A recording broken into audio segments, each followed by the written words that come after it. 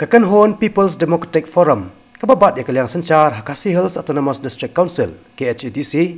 kalarai ban mudoino sa kayeng syari persya ya ke sarkar. Halor kejing percang yang ke sarkar ban petrekam ya ke building bylaws haki jaka ki bamhap syu apo opor usam bakmi da ke Meghalaya Urban Development Authority. Chief Executive Member ke KHADC ba pencengan NCM. Habaikan berkenang putai kubur hadin ke jelang jong kanhon PDF hakajan miet kan reu terik mentau kala lengkon. Hulong ba hadin kajing sim jingmon halor kajing ki baki pai ba ki kendo. Lasim ya kani karai ban mudoino sa kayeng bishar. Ya kanda la ban sha ya kani ka jing jenjar jong ki pai ba nong song na kalian jongi di perlok hata PDF coalition ila rai ban penkre ban file ya ka wake up petition, fresh petition, aga jinga day, baka jing pentrikam juga sorkar, ya ka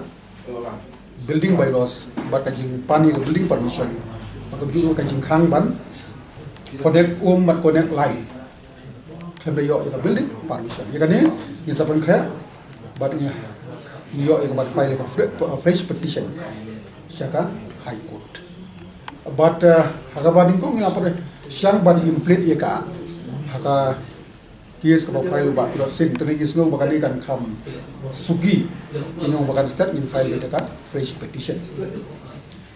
bara jingi dei baka VAB admission bill kepala sakut mentang aslam apo home ministry hadin bagi ada clarify ki khalat lagi point hadu mentaru kidang delay ya kan ka ban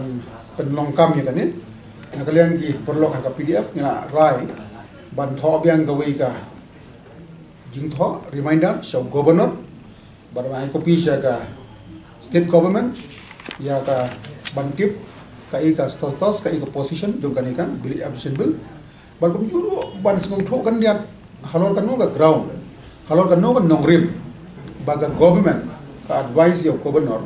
ban pha ya kan ni siapa home ministry ka ba ha jing sisha ka di ban phai biang sa ka district council rengkat kinu ki suggestion na state government but now governor